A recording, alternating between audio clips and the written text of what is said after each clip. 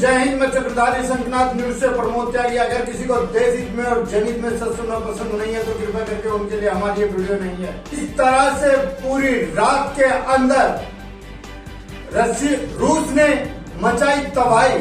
Ukraine के सारे satellite tower और पूरे की पूरी जो राजधानी थी उसको किस तरह से नस्ता नामोद करने की सोची है रूस ने, और किस तरह से आतंक की तरह रशिया यूक्रेन पर टूटा हुआ है।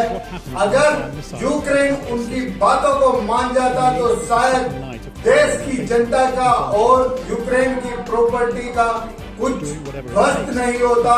लेकिन आज एक नाटो के बहकावे में आकर जो यूक्रेन ने अपना नुकसान करवाया है और जिस क्षति का वो परमान भुगत रहा है, उसको देखते हुए ऐसा लगता है कि किसी दुश्मन देश के साथ भी ऐसा नहीं होना चाहिए।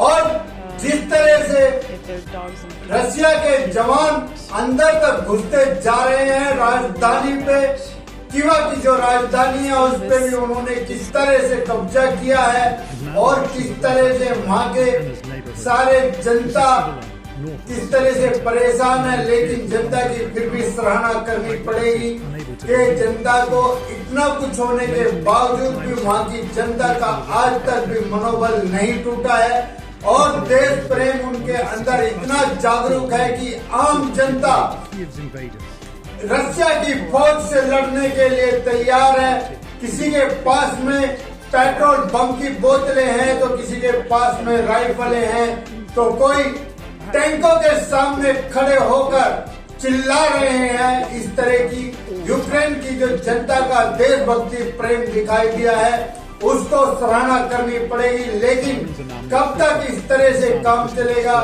उधर पुतिन ने शपथ खा के रखी है कि आज के दिन उनको यूक्रेन के राष्ट्रपति को जिंदा या मुर्दा पकड़ना ही है, क्योंकि उन्होंने अपनी सेना को सख्त आदेश दिए हुए हैं। और जिस तरह का माहौल चल रहा है उससे साफ साफ दिखाई दे रहा है कि यूक्रेन अगर नाटो की बातों में नहीं आता तो शायद यूक्रेन की आज ये हालत नहीं होती। रशिया आज उसे अपने यूक्रेन को अपने में मिलाने के चक्कर में है, और अगर रशिया ने यूक्रेन को परास्त करके रशिया बनाने की कोशिश की तो क्या जो नुकसान हुआ है और जो हत्याएं हुई हैं, जिनके मर्डर हुए हैं, जो शहीद हुए हैं, क्या उनकी भरपाई पुतिन कर सकेंगे? क्या पुतिन अपना गुस्सा शांत करने के बाद जब इंसानियत तौर पर सोचेंगे कि ये जो लोग मर रहे हैं, जो निर्दोष लोग हैं, आखिर उनका क्या कसूर था, तो उनके बारे में रूस के राष्ट्रपति का क्या विकल्प होगा, वो क्या सोचेंगे, क्या गिल्टी फील करेंगे। लेकिन आज रूस के राष्ट्रपति के अंदर भी स्वाभिमान की लड़ाई चल रही है, क्योंकि अगर वो अब कदम पीछे हटाते हैं तो रूस की जनता ही उन्हें जीने नहीं देगी। और उधर रूस के अंदर भी पुतिन के खिलाफ प्रदर्शन जारी हो चुके हैं, और जिस तरह के प्रदर्शन जारी हो चुके हैं वो अब आन बान शान की बात हो गई है। इसलिए पुतिन अब नहीं करना चाहते। सूत्रों से पता चला है कि पुतिन ने अपने परिवार को छुपाने के लिए जो रास्ता अपनाया है, उन्होंने एक गुप्त जगह पे अपने परिवार को छुपने का और अपने परिवार के साथ छुपने का एक रास्ता बनाया है। और उनको पता है कि इस युद्ध के बाद परिणाम क्या होने वाले हैं। लेकिन पुतिन अपने आप को वर्ल्ड का सबसे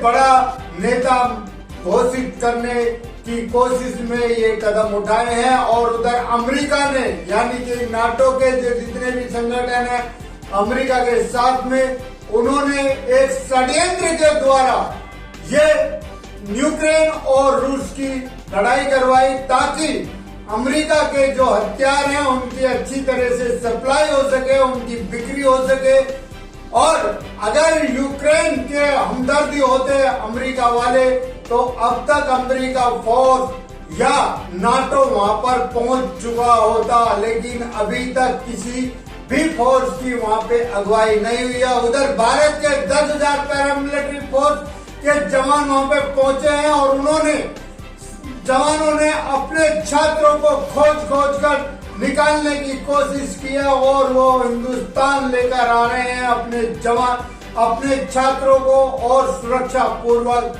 हिंदुस्तान के बच्चों को हिंदुस्तान में लेकर आएंगे। कल बड़े दुख की बात थी कि हमारे देश का एक छात्र वहां पर शहीद हो गया था, जिसके बाद प्रधानमंत्री नरेंद्र मोदी ने तत्काल मीटिंग बैठाई थी और उस मीटिंग में निर्णय लिया था कि तुरंत अपनी पैरामिलिट्री फोर्स को वायुसेना के साथ भेजा जाए और तुरंत अपने जितने भी वहां पे बच्चे अटके हुए हैं उन सबको लाया जाए। इसी के साथ देश की सच्चाई के लिए, देश के लिए जीना, देश के लिए मरना। अगर आपको हमारी ये वीडियो अच्छी लगी हो तो लाइक करें, शेयर करें, कमेंट करें, सब्सक्राइब करें और बेल आइकन जरूर दबाएं।